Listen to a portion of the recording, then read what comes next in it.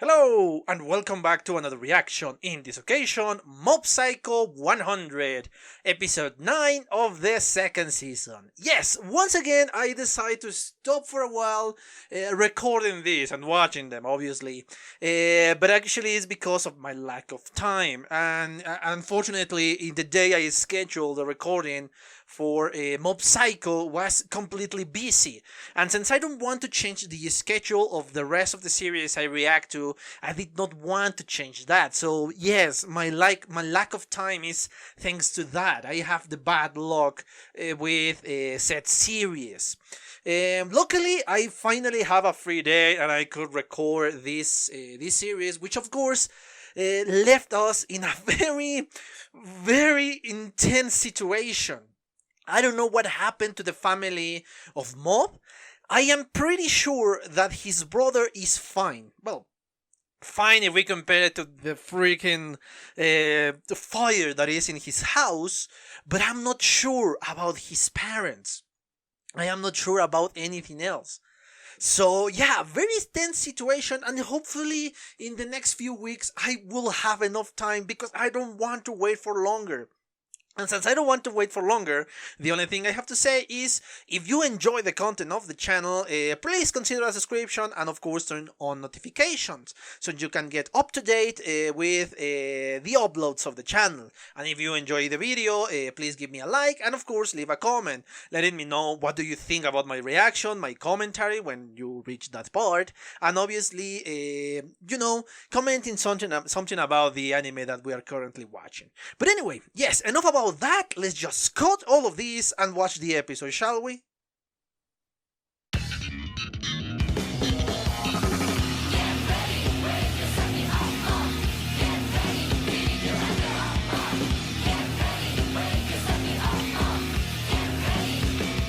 Okay, I'm back. I just watched a second time the ninth episode of the second season of Mob Psycho.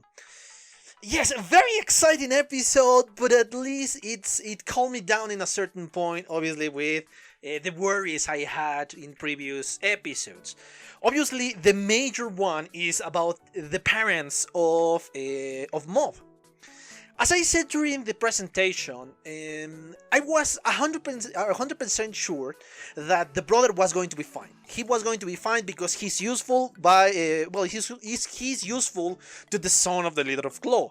Of course, at the beginning I also thought that the son of the leader of Claw was actually with his father. I still have my doubts for the things that we saw in the opening, but I was on that side. Obviously, we figured it out. There is a complete mess. All the organizations that are in this series are, yeah, it's a complete mess. But yes, that information was given to me. They are fine. They are happy, and they believe they just won a prize. Yeah, a vacation prize, which is always great. So they are unaware of what is going on in the world, which is something good, honestly. So yes, there is a point in which obviously I don't need to worry about that. But obviously the episode dealt with a lot of stuff. Obviously we saw the fury of Mob, that even if Dimple calmed him down a little bit, just a tiny bit, just for him to be in 100% and not in the question mark percent, which is a lot more dangerous.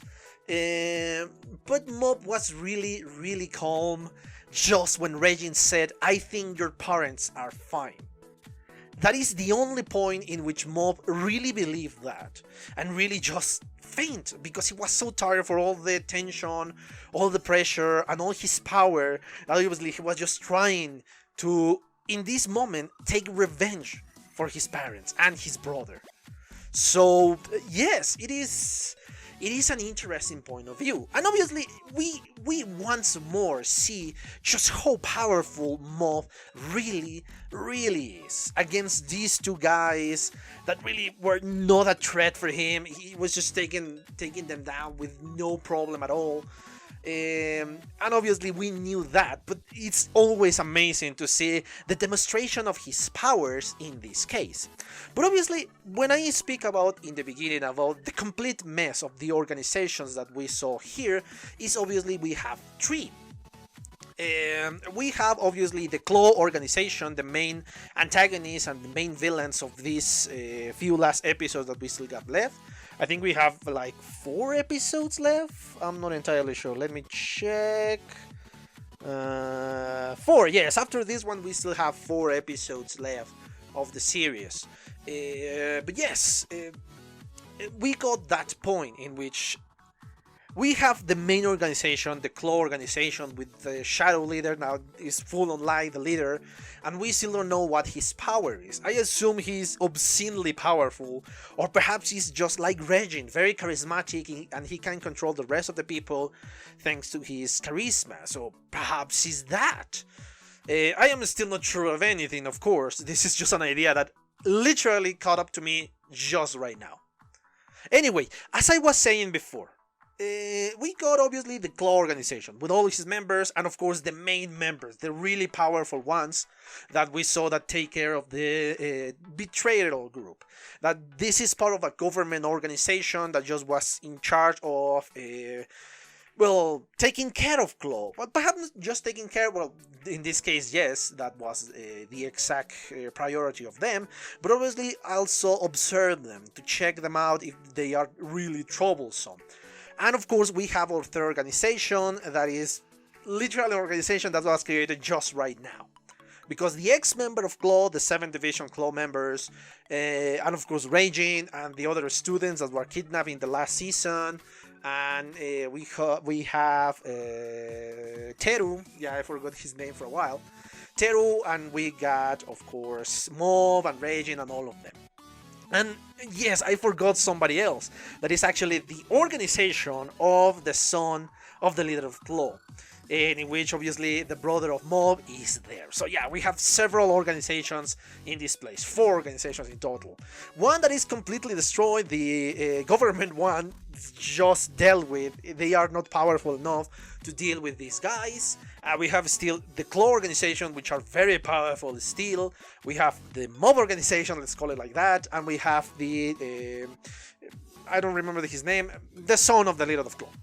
Obviously, I guess the son doesn't want to destroy his parents or his father. I don't think the mother is involved in any way, shape, or form here. But yeah, he just wants to, I don't know, not to be embarrassed by his parent, by his father. So, I don't know. I don't know what is the deal with him.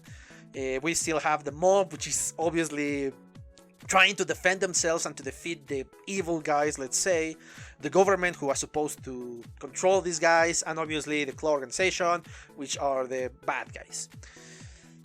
This is a very interesting point, because we have seen all the powers of all of these organizations. We have seen all the powers that we saw during this episode, and it's very exciting because it's going to be full of action. But obviously we know that the anime of Mob is very similar to the anime of One Punch Man. One Punch Man is giving you spectacular fights, and Mob Psycho is giving you spectacular fights. Both are in that moment, but they dealt with something deeper. The characters in these 2 shows obviously are the children of the mind of one, and they are very similar, because what really is important about this series is how the characters move in this world. Yes, you give 2 characters unbelievable powers. They are invincible in their own realm. But the point of them is that they don't want that. In the end, yes, we know that One Punch Man, we know that Saitama wanted that power to defend people. But in the end, he was so bored with his overwhelming strength that really there is nothing that he can look up for, because he's so powerful that nothing threatens him. Nothing. And in case of Mob, he's still a child, and he is the most powerful Esper that there is, but he doesn't want to use his powers to just conquer the world, like the Claw organization is doing.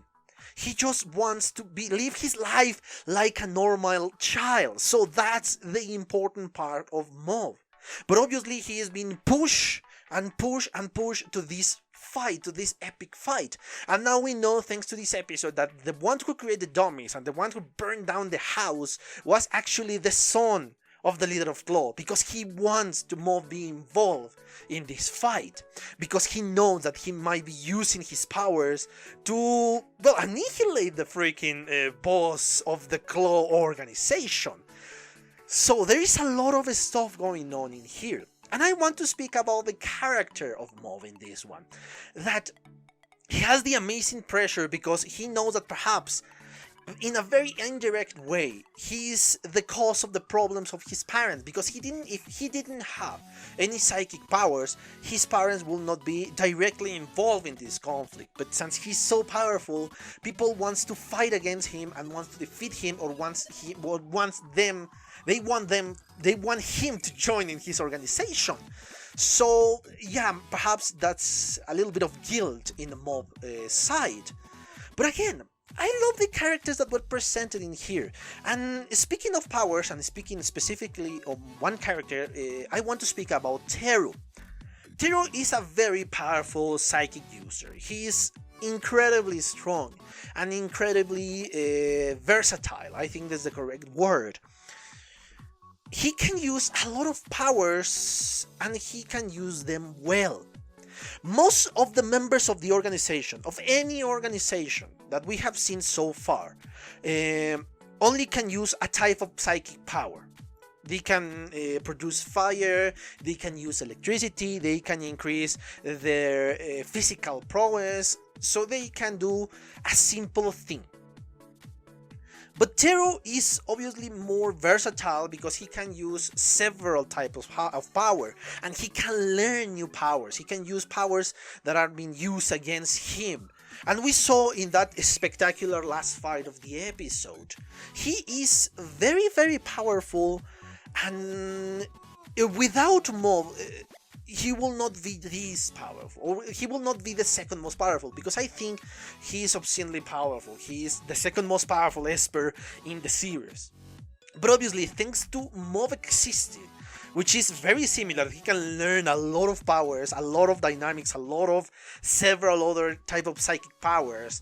He is obviously more powerful than Teru and the rest of the Esper users of the series.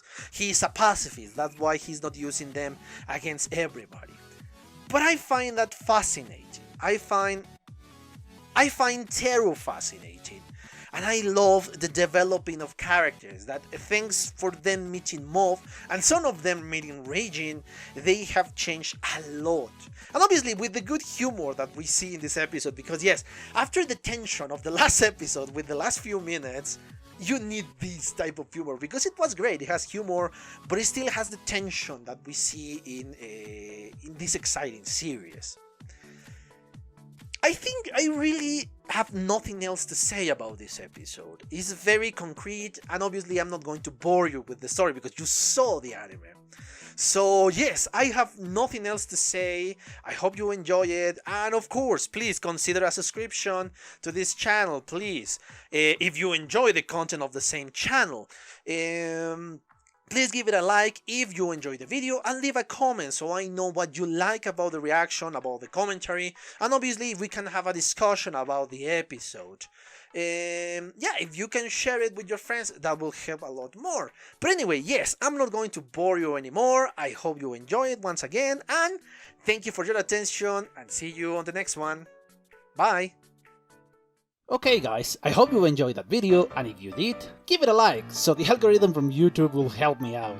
And check my other videos, share them, and also why not subscribe to my channel and join this community. And as always, I want to thank you for your attention, your likes, and even your dislikes, your comments, which is something I always look forward to read.